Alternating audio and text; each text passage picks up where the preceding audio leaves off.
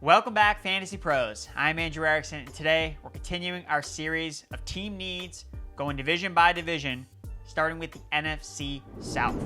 But before I get to my team needs list before the NFL Draft, if you want a chance to win a signed DeAndre Swift Bears jersey for free, courtesy of our friends at pristineauction.com, all you have to do is subscribe to the Fantasy Pros YouTube channel right now, drop a comment below on any Fantasy Pros Dynasty podcast video, and that's it.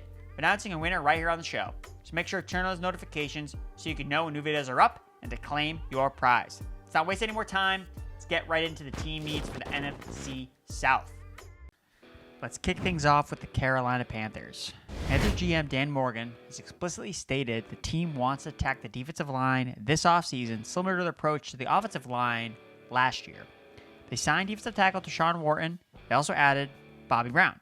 But I still don't think they're finished beefing up that D-line. They're reportedly very interested in former Bulldog edge defender Mikael Williams. The Panthers are also listed at minus 140 to select an edge rusher with their first pick. But don't be surprised if they select another Bulldog, potentially in linebacker Jalen Walker, who could also bring value as a pass rusher. More offensive weapons overall will always remain a priority for Carolina as they continue to build around quarterback Bryce Young. They re-signed David Moore in free agency and have two ascending second-year wide receivers on the roster between Jalen Coker and Xavier Legette. But Iowa State's Jalen Noel could be another wide receiver option in round 2 as a future slot star replacement for 45-year-old Adam Thielen. I kid, of course. Tetairoa McMillan from Arizona would also give Bryce Young a massive target to throw to. The Panthers GM also mentioned thinness in the tight end room, although they did re-sign Tommy Tremble on a 2-year deal, and they will have Ja'Tavion Sanders returning after a rookie year. In the defensive secondary, it's J.C. Horn, who signed a 4-year extension, and really not much else behind him. Michael Jaxson was added to a 2-year deal worth $14.5 million, but more defensive backs, particularly at the safety position, is a big need for the Panthers defense. Javon Morrig was a great addition in free agency, but there's not much else behind him. Nick Scott is a veteran safety who only played 6 games last year. He's a solid leader in the locker room, plus a strong contributor on special teams. The Athletics' Joseph Pearson expects Carolina to target another safety in the NFL draft. The Panthers could really sign or draft any position at this point. It would likely fill a need other than the offensive line. That's where they are pretty good. They're truly a best player available team, although I think they will go defensively in the first round, which is how the sportsbooks also see it. Next up is the New Orleans Saints. Maybe their biggest need is an accountant to get them out of this salary cap situation they find themselves in, but they always find a way to wiggle themselves out. Now, before that, though, Saints, before free agency kicked off, the number one need was in the trenches.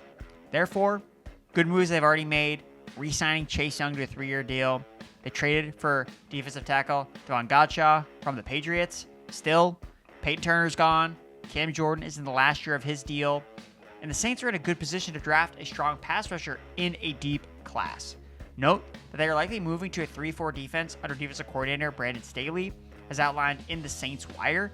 This suggests they're going to target edge linebacker players, such as Texas A&M's Shamar Stewart, Georgia's Mikael Williams, Jalen Walker, linebacker from Georgia, Tennessee's James Pierce Jr., or Marshall's Mike Green. Walter Nolan, a defensive tackle from Ole Miss, also makes sense looking at it from the interior perspective. On the offensive line, left guard Lucas Patrick signed with the Bengals in free agency, and the Saints' 2024 offensive line was graded dead last by PFF in pass blocking. Trevor Penning has not lived up to his first-round draft capital as an offensive tackle and is not a long-term answer.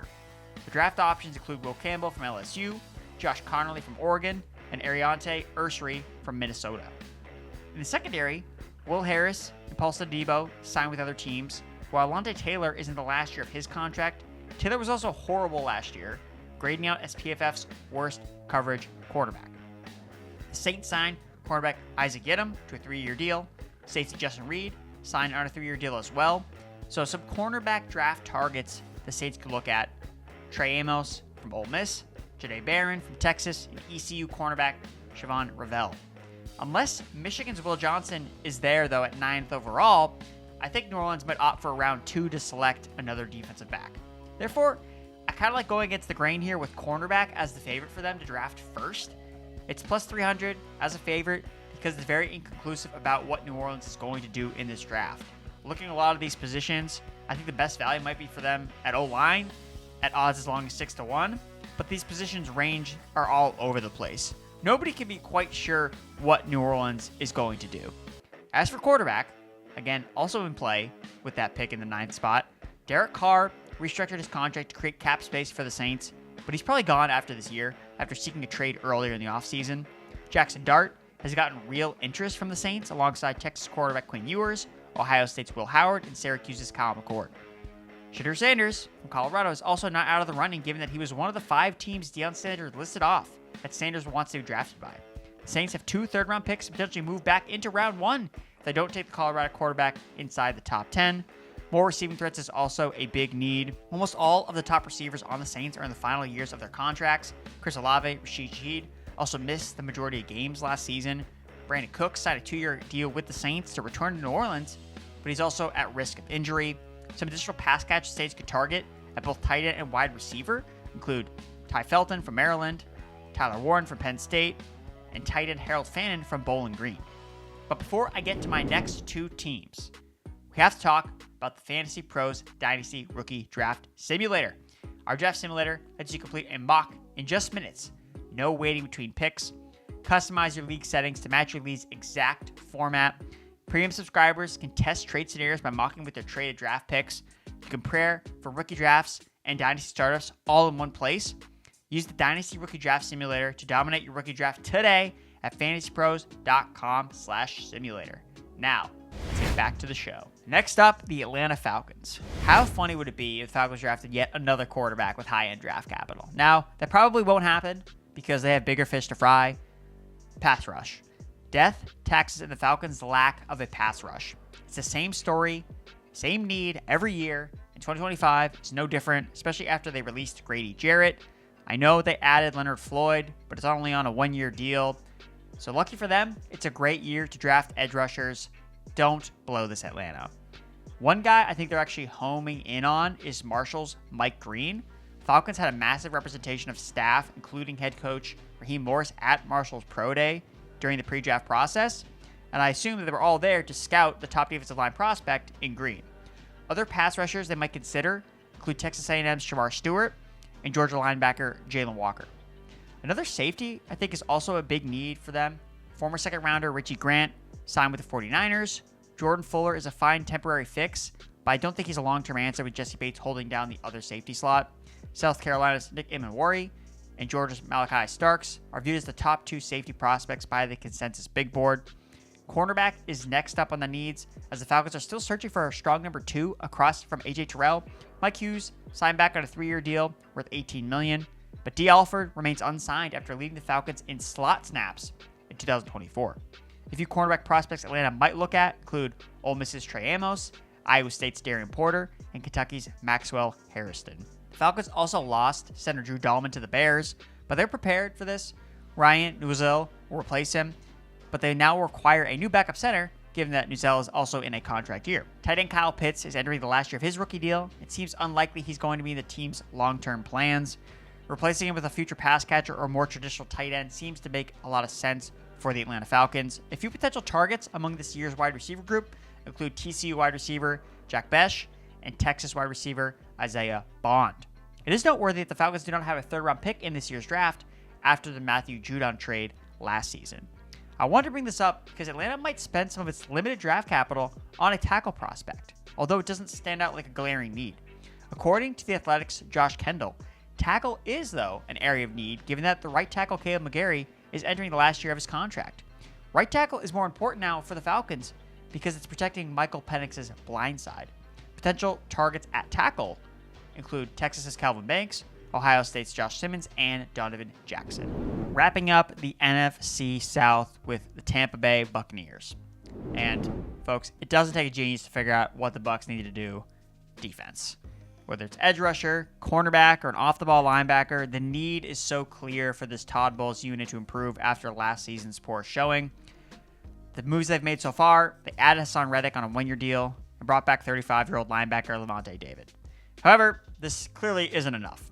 Logan Hall and Greg Gaines are also going to be free agents across the defensive line. So the top draft options when you're looking at the front seven for Tampa Bay, Jahad Campbell, Alabama linebacker, Donovan Azuruko from Boston College, edge rusher, and UCL edge rusher, Oluwafemi Oladejo. Todd Bowles also noted that this team doesn't have enough cornerback depth, so they have to address it during the NFL draft. That can include prospects such as ECU cornerback Siobhan Ravel, Notre Dame cornerback Benjamin Morrison, and Kentucky cornerback Maxwell Hairston. Across the offensive line, left guard Ben Bredesen was brought back on a 3-year deal. Any offensive additions in the draft should just be based on best player available, as the team doesn't have a lot of offensive holes that they have to fill. Tight end might be the only sneaky need, given that Cade Otton is entering the final year of his rookie contract. Perhaps Bowling Green tight end Harold Fannin finds his way to Tampa Bay, or perhaps they move up to make a splashy pick in Penn State tight end Tyler Warren. Also, wide receiver might be another option for depth purposes. Mike Evans and Chris Godwin probably aren't reliable enough at their ages to bank on staying healthy all year long. Jalen McMillan could take another step in year 2, but more depth wouldn't hurt them.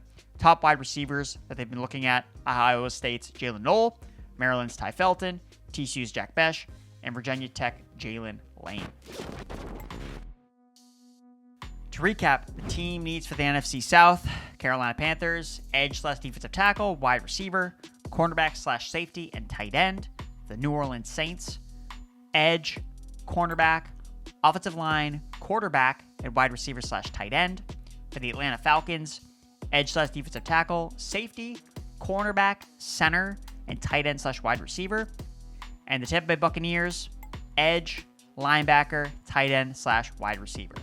That's going to tie a bow on the team needs for the NFC South teams. Enjoy this video. Be sure to give it a like, subscribe, and share with all your friends. And be sure to let me know, do you agree or disagree with my list of needs for these 4 teams? And what does your favorite NFL team have to do to get back into contention? But before you let me know, don't forget to check out the Fantasy Pros Dynasty Rookie Draft Simulator, where you can run a full rookie mock draft in just minutes, with no waiting between picks. Premium users can even test trades using their actual draft capital. Customize your league settings, crush your rookie or startup draft prep now at fantasypros.com/simulator.